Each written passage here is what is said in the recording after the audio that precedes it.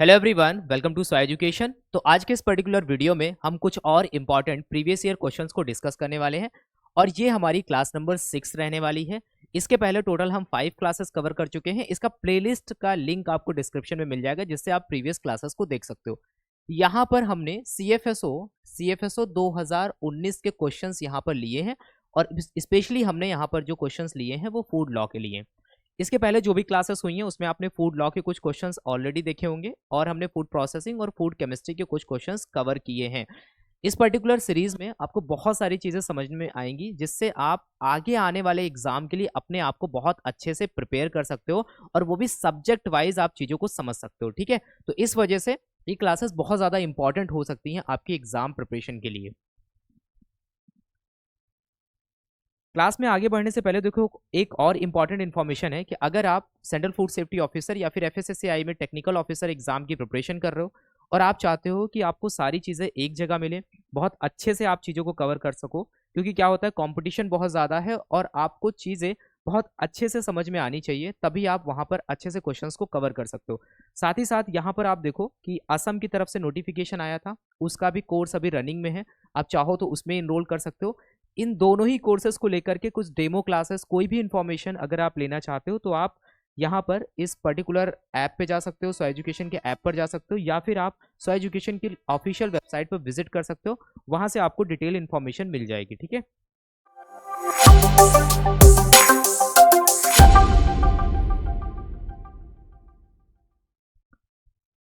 तो यहाँ पर अगर हम स्टार्ट करें वन बाय वन, तो सबसे पहला हमारा क्वेश्चन क्या है? सबसे पहला हमारा क्वेश्चन है BIS is the national standard body supported by.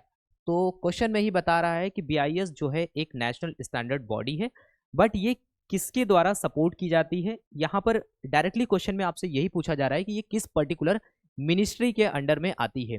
Options दिए गए हैं, मिनिस्ट्री ऑफ होम अफेयर्स, या फिर ministry of health and quality of life, ठीक है, या फिर मिनिस्ट्री ऑफ एक्सटर्नल अफेयर, या फिर ministry of consumer affair, food and public distribution. ठीक है, तो इसमें ऐसा कुछ समझने वाला नहीं है, डायरेक्ट क्वेश्चन है ये हमारा।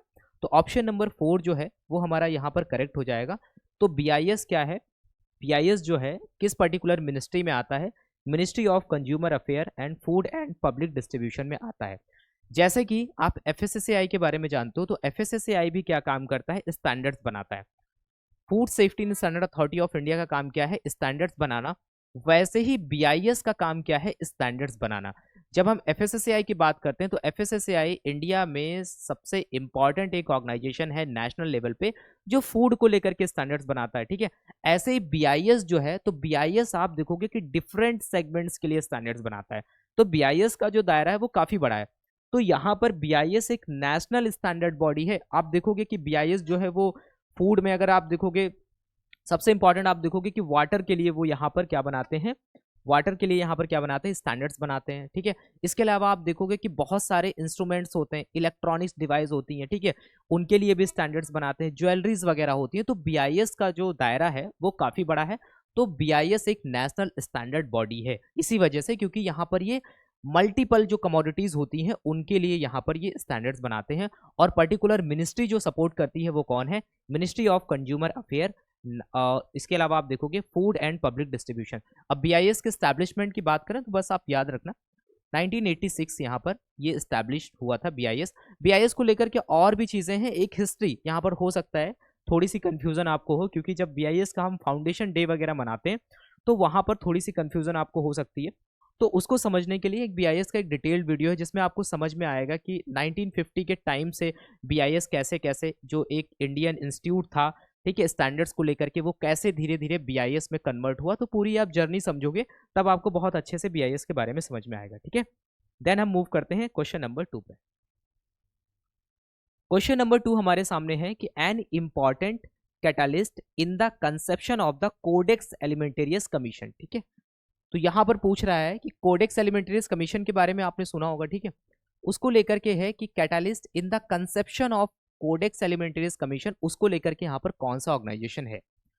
क्वेश्चन है इंटरनेशनल डेयरी फेडरेशन, ठीक है, ऑप्शंस दिए गए हैं, United nation economic commission for Europe, या फिर वर्ल्ड हेल्थ ऑर्गेनाइजेशन, या फिर फूड एंड एग्रीकल्चर ऑर्गेनाइजेशन। ठीक है, तो थोड़ी सी कंफ्यूजन अगर आप फर्स्ट टाइम देखोगे तो यहाँ पर ऑप्शन नंबर 3, 4 में हो सकती है या फिर 1 में हो सकती है। ठीक है, तो 2 वाला तो वैसे भी नहीं होगा, ऑप्शन नंबर 2। ठीक है, वर्ल्ड हेल्थ ऑर्गेनाइजेशन और फूड एंड एग्रीकल्चर ऑर्गेनाइजेशन की बात करते हैं तो इन दोनों ऑर्गेनाइजेशन ने मिलकर के कोडेक्स को एस्टैब्लिश किया है। ठीक है, इन दोनों ने आपस में मिलकर के, जब हम बात करते हैं FAO की और WHO की, इन दोनों ने आपस में मिलकर के कोडेक्स को एस्टैब्लिशमेंट किया है। ठीक है, ऑप्शन नंबर ए जो है वो हमारा यहाँ पर करेक्ट हो जाएगा, जो क्वेश्चन में पूछ रहा है किसके बारे में, international dairy federation, international dairy federation. अब इंटरनेशनल डेयरी जो फेडरेशन है वो क्या करता है, जैसे कि आपने कोडेक्स के बारे में पढ़ा, कोडेक्स क्या है, कोडेक्स को लेकर के जब हम बात करते हैं तो हमारे मन में एक चीज आती है, इंटरनेशनल लेवल पे स्टैंडर्ड्स की बात हम करते हैं। तो कोडेक्स एलिमेंटेरियस बेसिकली क्या है, फूड कोड जिसको हम बोलते हैं, एक्चुअल में वहां पर बहुत सारे फूड को लेकर के स्टैंडर्ड्स मेंशन किए गए। अब कोडेक्स एलिमेंटेरियस जब कमीशन की बात करते हैं तो ये एक पर्टिकुलर एक कमीशन है जिसमें कई सारे मेंबर्स वगैरह उसमें है। अब जब बात आती है यहाँ पर डेयरी प्रोडक्ट्स की, ठीक है, तो मिल्क है, जैसे मिल्क है, मिल्क से बनने वाले बहुत सारे डेयरी प्रोडक्ट्स होते हैं, उनको लेकर के इंटरनेशनल लेवल पे जो स्टैंडर्ड्स बनाता है उसमें सबसे मेजर रोल जो प्ले करता है वो इंटरनेशनल डेयरी फेडरेशन करता है। ठीक है, तो इंटरनेशनल लेवल पे जो स्टैंडर्ड्स बनाए जाते हैं उसमें अगर हम बात करते हैं स्पेशली डेयरी प्रोडक्ट्स की, तो उसमें कौन स्टैंडर्ड्स बनाता है, इंटरनेशनल डेयरी फेडरेशन स्टैंडर्ड बनाता है। ठीक है, तो इसका आंसर क्या हो जाएगा हमारा, ऑप्शन नंबर जो 1 है वो हमारा यहाँ पर करेक्ट होगा। ठीक है, देन मूव करते हैं हम क्वेश्चन नंबर 3 पे। क्वेश्चन नंबर 3 हमारे सामने है कि a petty food manufacturers is someone who has a tiny food businesses with an annual turnover not exceeding. ठीक है, तो अगर आपने पिटी फूड मैन्युफैक्चरर्स के बारे में पढ़ा है, आपको पता है कि जो छोटे फूड बिजनेस ऑपरेटर होते हैं उनका क्या क्राइटेरिया होता है। ठीक है, तो अगर हम टर्नओवर के बेसिस पे देखें तो उनका क्या क्राइटेरिया होता है, तो उसको लेकर के यहाँ पर क्वेश्चन पूछा गया है, उनका टर्नओवर मैक्सिमम कितना हो सकता है। ऑप्शन 1 दिया है 18 लाख रुपए तक, ऑप्शन 2 है 16 लाख रुपए तक, या फिर 3 दिया गया है 12 लाख तक, या फिर 14 लाख तक। ये सारे questions previous year paper FSSAI में पूछे गए। ठीक है, तो इसका देखो करेक्ट आंसर जो होगा वो ऑप्शन नंबर 3 जो है वो हमारा करेक्ट होगा। अगर हम यहाँ पर किसकी बात करते हैं, पिटी फूड मैन्युफैक्चरर्स की बात करते हैं, इनको हम छोटे फूड बिजनेस ऑपरेटर्स बोलते हैं या फिर छोटे फूड बिजनेस ओनर बोलते हैं। तो इनका बिजनेस जो होता है वो मैक्सिमम 12 लाख रुपए तक होता है। ठीक है, मैक्सिमम कितना होता है, 12 लाख रुपए तक होता है एक साल में। ठीक है, एक साल का टर्नओवर इनका मैक्सिमम 12 लाख रुपए तक होता है और ये सब छोटे फूड बिजनेस ऑपरेटर कहे जाते हैं। इसके बाद में आप देखते हो कि अगर कुछ ऐसे ही होते हैं जिनका 12 लाख से ऊपर होता है और वो 20 करोड़ तक जाता है, तो वो थोड़े से अप लेवल पे आ जाते हैं, तो उनको यहाँ पर लेना होता है स्टेट का लाइसेंस। ठीक है, स्टेट का लाइसेंस लेना होता है। ठीक है, अभी तक क्या हो रहा है, यहाँ पर जो पिटी फूड मैन्युफैक्चरर्स हैं वो केवल अपने आप को रजिस्टर करते हैं किसी भी फूड बिजनेस में। ठीक है, FSSAI के अंडर में सिर्फ रजिस्ट्रेशन कराते हैं। अब यही चीज अगर 20 करोड़ के ऊपर हो जाती है, ठीक है, 20 करोड़ प्लस चला जाता है, तो यहाँ पर चीजें पहुंच जाती हैं सेंट्रल लाइसेंस को लेकर के। ठीक है, तो यहाँ पर हमारा क्या आ जाएगा, सेंट्रल लाइसेंस आ जाएगा। तो ये बातें आपको ध्यान रखनी है कि छोटा फूड बिजनेस ऑपरेटर जो होता है उसका टर्नओवर 12 लाख रुपए तक रखा जाता है, ये क्राइटेरिया रखा गया। अगर उसका उससे ऊपर जाएगा तो उसको स्टेट लाइसेंस लेना होगा और उसका बिजनेस जो है वो लाइसेंस की कैटेगरी में आ जाएगा, और उससे ऊपर जाएगा तो वहां पर सेंट्रल की कैटेगरी में आ जाएगा। तो ये बात आपको यहाँ पर ध्यान रखनी है। उसके बाद में अगर हम बात करते हैं क्वेश्चन नंबर 4 की, क्वेश्चन नंबर 4 है कि the food authority comprises of 22 members of which women shall make up to. तो यहाँ पर डायरेक्टली ये आपसे पूछा जा रहा है, अगर आपने स्ट्रक्चर ऑफ फूड अथॉरिटी पढ़ा होगा, FSSAI के स्ट्रक्चर के बारे में पढ़ा है, अगर आपने फूड लॉ की क्लासेस देखी होंगी, तो वहां पर हम बात करते हैं कि इसमें टोटल कितने मेंबर्स होते हैं, 22 मेंबर्स होते हैं, साथ में एक चेयरपर्सन होता है। तो उसमें पूछा जा रहा है जो वुमेन का नंबर है वो कितना होना चाहिए, 3/4 होना चाहिए, या फिर 1/3 होना चाहिए, या फिर 2/3 होना चाहिए, या फिर हाफ होना चाहिए। ठीक है, तो यहाँ पर जो हमारा करेक्ट आंसर होगा 1/3 मेंबर होना चाहिए यहाँ पर। ठीक है, तो लगभग 7 मेंबर्स के करीब जो होते हैं वो यहाँ पर वुमेन होने चाहिए। ठीक है, तो मेन और वुमेन का क्या रेशियो होना चाहिए ये बात आपको यहाँ पर पता होनी चाहिए। उसके बाद में अगर हम यहाँ पर बात करते हैं क्वेश्चन नंबर 5 के बारे में, the designated officer perform the following function except. ठीक है, तो यहाँ पर डेजिग्नेटेड ऑफिसर के आपको फंक्शन अगर पता है तो आप इस क्वेश्चन को इजिली कर पाओगे। इसमें पूछ रहा है कि इनमें से कौन सा डेजिग्नेटेड ऑफिसर का फंक्शन नहीं है। ऑप्शंस दिए गए हैं सैंक्शन एंड लॉन्च प्रोसिक्यूशंस, ठीक है।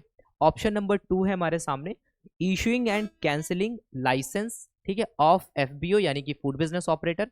ऑप्शन नंबर 3 है seize any article of food. Option number 4 है investigate any complaint against FSOs, ठीक है। तो यहां पर देखो क्या होगा, डेजिग्नेटेड ऑफिसर के फंक्शंस पूछे गए हैं। तो जब भी हम food safety and standard act का सेक्शन नंबर 36 पढ़ते हैं और चैप्टर नंबर 7 में जब हम जाते हैं तो वहां पर हमें डेजिग्नेटेड ऑफिसर के कुछ फंक्शंस देखने को मिलते हैं। तो वहीं से डायरेक्टली ये क्वेश्चन निकल करके आता है। अगर आप इन सारी चीजों को पढ़ोगे तो सैंक्शन एंड लॉन्च प्रोसिक्यूशन ये भी एक तरीके से क्या है हमारा करेक्ट होगा। ये भी यहाँ पे फंक्शन है किसका, डेजिग्नेटेड ऑफिसर का। इशू और कैंसिल करना लाइसेंस को, ये भी डेजिग्नेटेड ऑफिसर का फंक्शन है।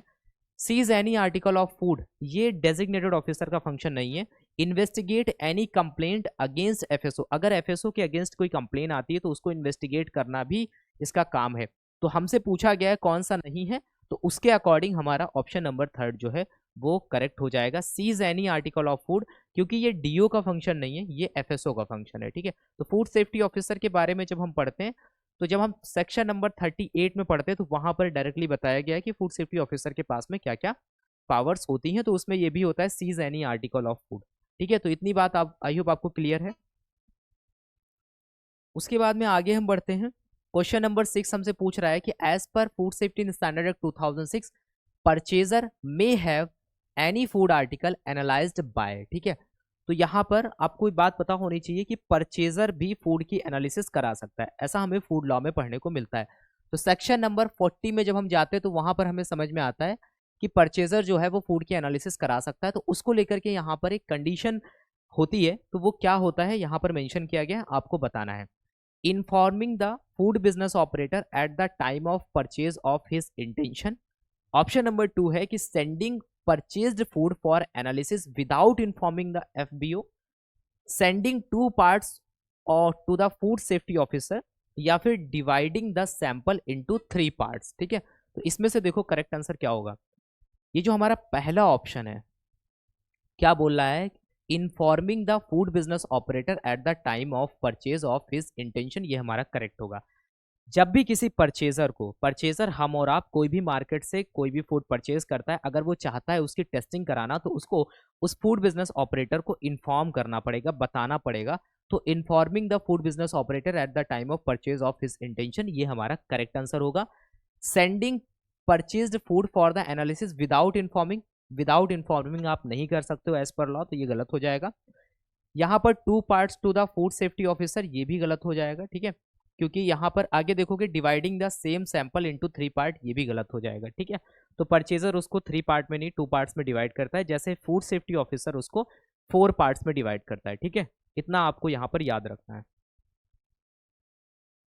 अब यहाँ पर आपको एक चीज समझ में आई होगी, अगर आप फूड लॉ में आप देख रहे हो तो फूड लॉ में अगर आप फूड सेफ्टी स्टैंडर्ड एक्ट 2006 को बहुत अच्छे से पढ़ लेते हो तो लगभग क्वेश्चंस आपके वहीं से पूछे जाते हैं, वो पढ़ लेते हो। और जब बात आती है इंटरनेशनल फूड स्टैंडर्ड्स की तो वहां पर अगर आपने कोडेक्स को बहुत अच्छे से पढ़ा है तो वहां से क्वेश्चंस हमेशा हमें देखने को मिलते हैं।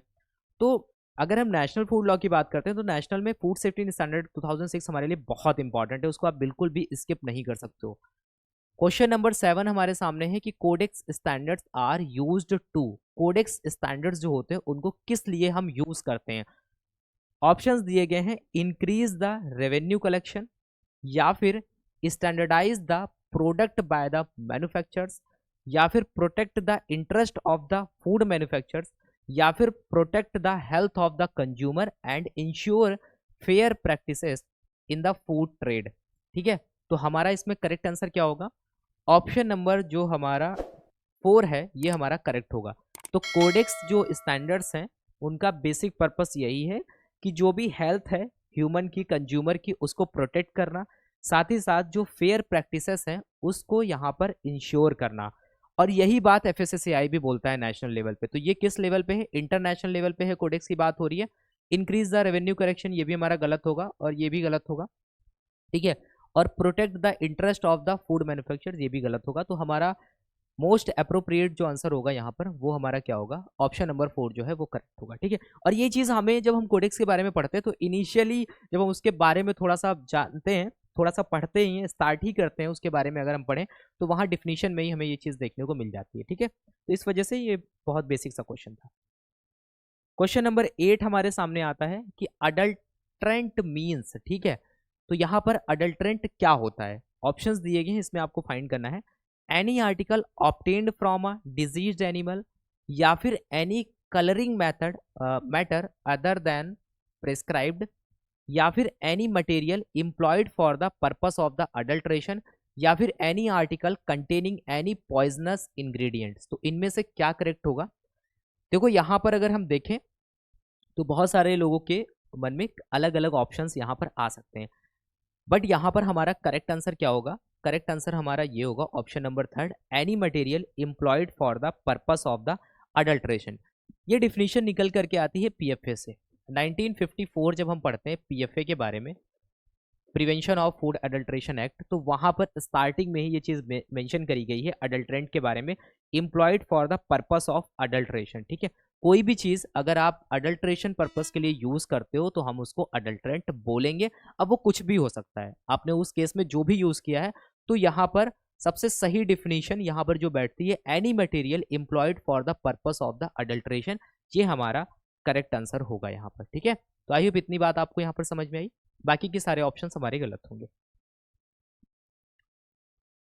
उसके बाद में देखो आता है क्वेश्चन नंबर 9 कि maximum residue limit for individual pesticides in और on specific commodities is proposed by. तो ये क्वेश्चन भी हमारा कोडेक्स से निकल करके आता है। ठीक है, तो इसमें बेसिकली यही पूछ रहा है कि जो डिफरेंट डिफरेंट कमिटीज बनी हुई है ना, उनमें से कौन सी यहाँ पर पेस्टिसाइड को लेकर के काम करती है। अगर आपको पता है तो आप इसको आंसर कर सकते हो।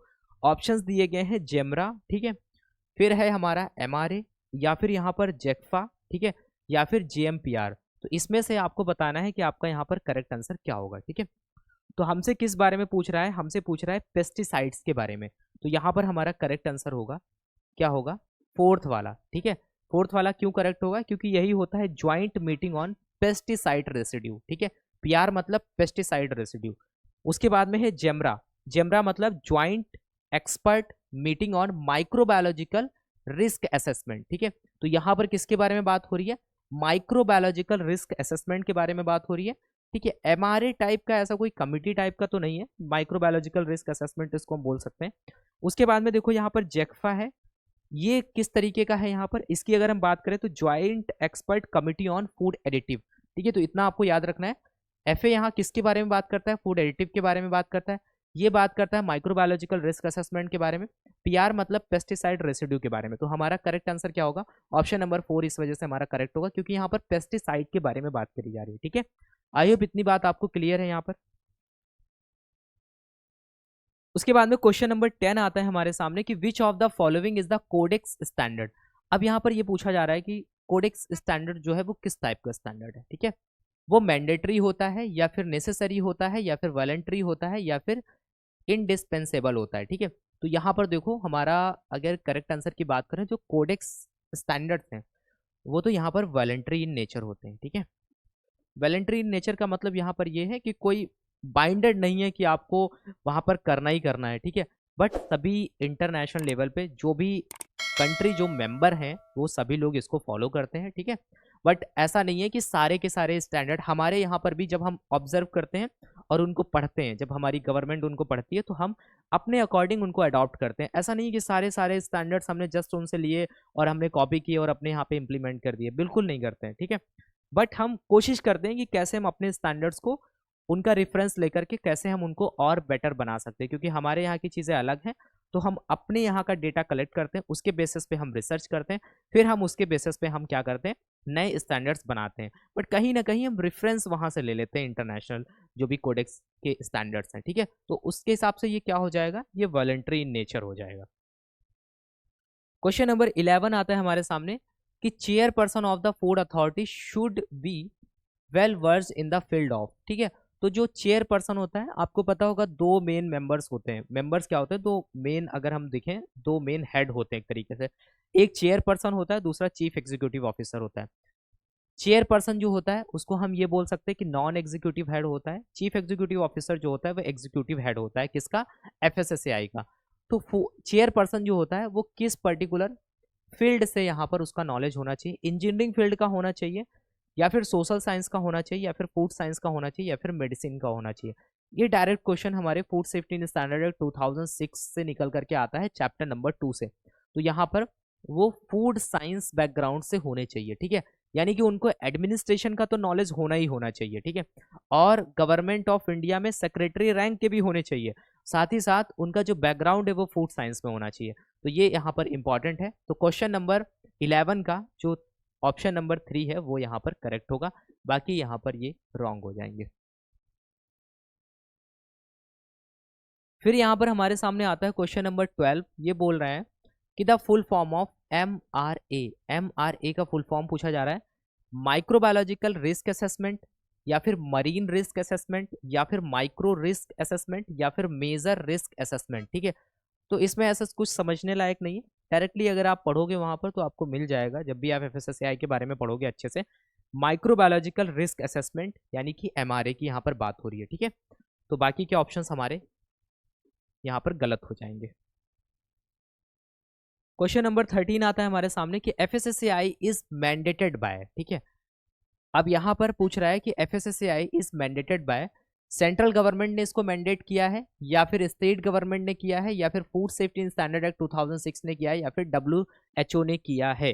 तो इसका देखो करेक्ट आंसर क्या होगा, सेंट्रल गवर्नमेंट, स्टेट गवर्नमेंट, कोई नहीं गलत यहाँ पर सही होगा। हमारा करेक्ट आंसर होगा FSS एक्ट 2006। जब हम food safety and standard act 2006 को जब हम पढ़ते हैं, उसका जब हम यहाँ पर सेक्शन नंबर 4 पढ़ते हैं, तो उसी में यहाँ पर एस्टैब्लिशमेंट होता है एफएसएसएआई का।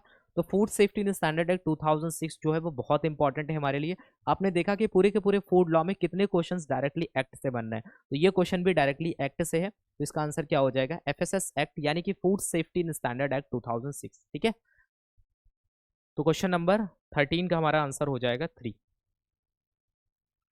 उसके बाद में देखो हमारे सामने क्वेश्चन नंबर 14 आता है कि food business operator is the person who, ठीक है। फूड बिजनेस ऑपरेटर कौन होता है, runs his own business and abides by the rules and regulation of the act, या फिर works for a private business and the follow the rules and regulation of the act, ठीक है। सारे options को ध्यान से समझना। Works for a food manufacturers company, food manufacturing company that follow the rules and regulation of the food act, या फिर who runs the business and who is responsible for the ensuring compliance with the FSS Act rules and regulation, ठीक है। तो यहाँ पर correct answer क्या होगा, सारे ही ऑप्शंस अगर आप पढ़ोगे तो कहीं ना कहीं आप डायरेक्टली नहीं बोल सकते कि वो गलत है, ना ही बोल सकते हो सारे सही है, ठीक है। बट यहाँ पर हमें एकदम सारे ऑप्शंस को देख करके ये समझ में आएगा कि फूड सेफ्टी स्टैंडर्ड एक्ट के अकॉर्डिंग, ठीक है, कौन सा यहाँ पर आंसर जो है वो यहाँ पर सही हो सकता है। देखो पहला तो ये है, फूड बिजनेस ऑपरेटर क्या है। फूड बिजनेस ऑपरेटर की एक्चुअल में यही डेफिनेशन होती है कि कोई भी पर्सन जो भी फूड का बिजनेस कर रहा है, ठीक है, उसको हम फूड बिजनेस ऑपरेटर बोलेंगे। यहाँ पर बोला गया है runs his own business and abides by the rules and regulation of the act. तो यहाँ पर भी वही बात बोली जा रही है कि वो यहाँ पर अपना बिजनेस कर रहा है और रूल्स एंड रेगुलेशन को पूरी तरीके से मान रहा है। बट फिर भी हम बहुत ज्यादा यहाँ पर अप्रोप्रिएट नहीं होगा ये।